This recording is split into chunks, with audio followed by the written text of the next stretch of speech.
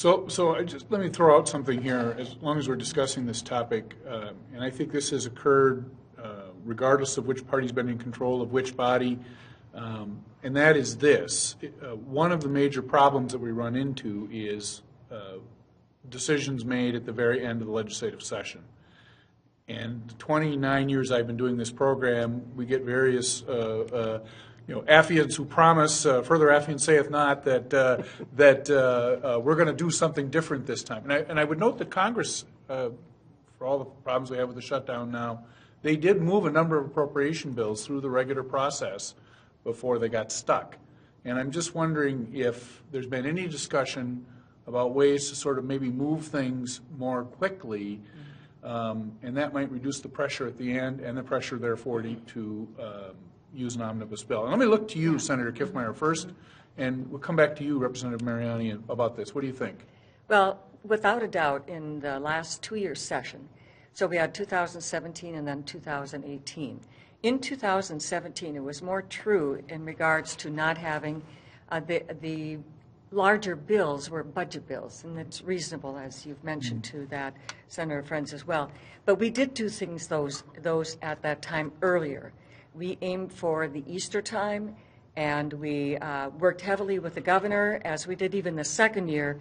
But I think that year we were successful. We did end up with a one-day special session. It was just one of those things. But overall, we really did move things along quite nicely by starting earlier. In 18, we didn't quite accomplish that. It was tried something different, and it wasn't as good efforts, well-intentioned, but sometimes it doesn't turn out like you think it does. This year, again, in our meeting with all the chairs of the committees, it was to, again, upfront our work, to work hard at getting them out earlier. This year, because of the budget forecast, a new governor, you have to give him time to put together his budget that he presents. Once he puts forward his budget, and with the new governor, the very first one is always a challenge because it's your first, no matter what, no matter who you are. So I think that our goal is to do like we did in 2017, do them earlier. And again, we're close to the governor.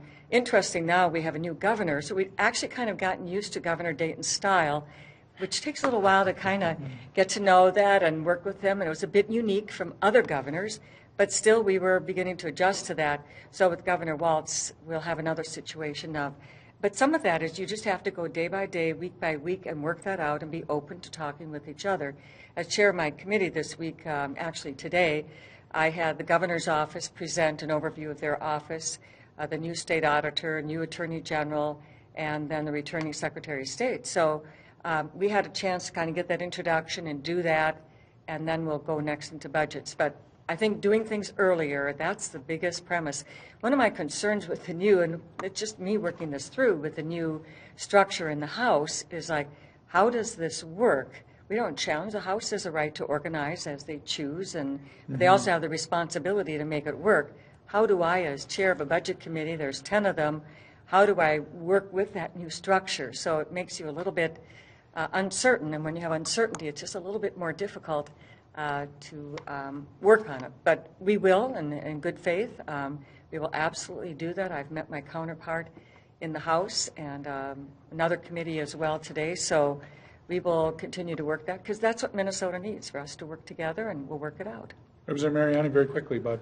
Well, we do have two institutions, right? We have the House and the Senate. We have our own rules in each body. We have the right, as you said, to be able to organize ourselves the way that works best for ourselves. You have half as many members.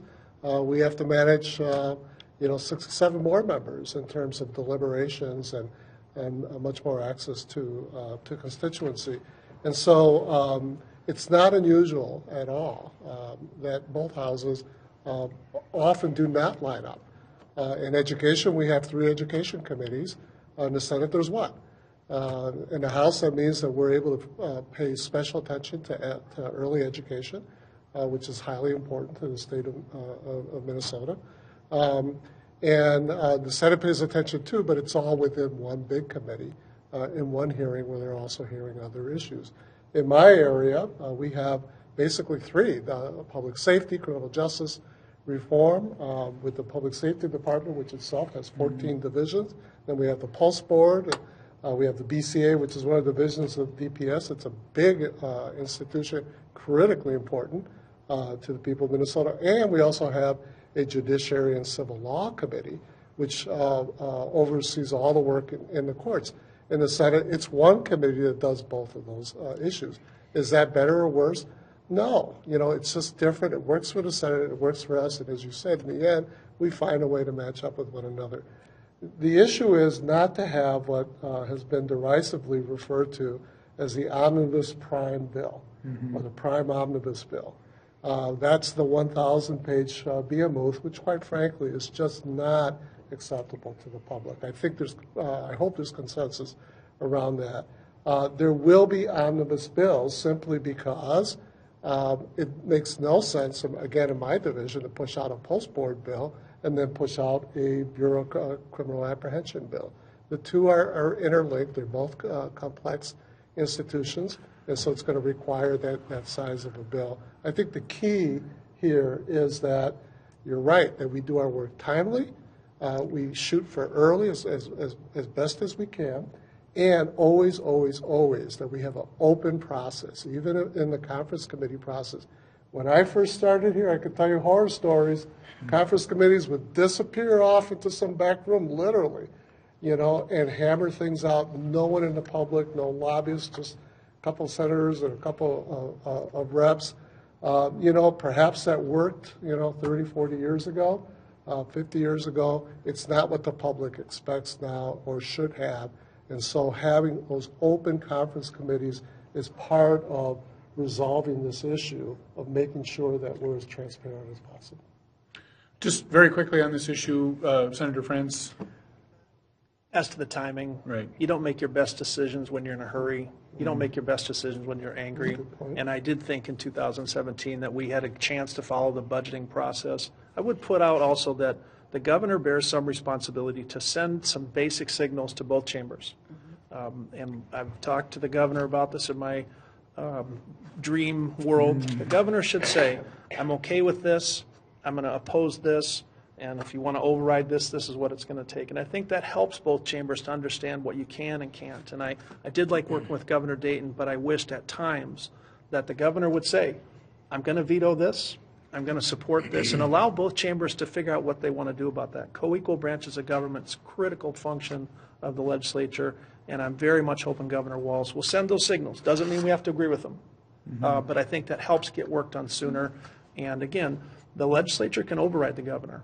And so the two parties and the two chambers can, if they choose, say, I don't care if the governor supports it, we're going to do this. And if you can't, you're faced with the choice of passing something governor will sign or not getting the job done. And I hope we get it done. Representative Schumacher, very quickly.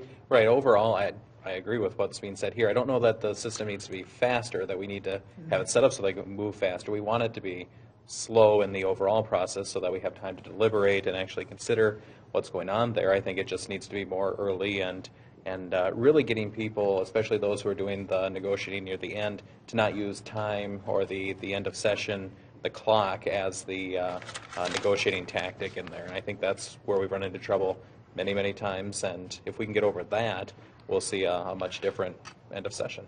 Amen to that.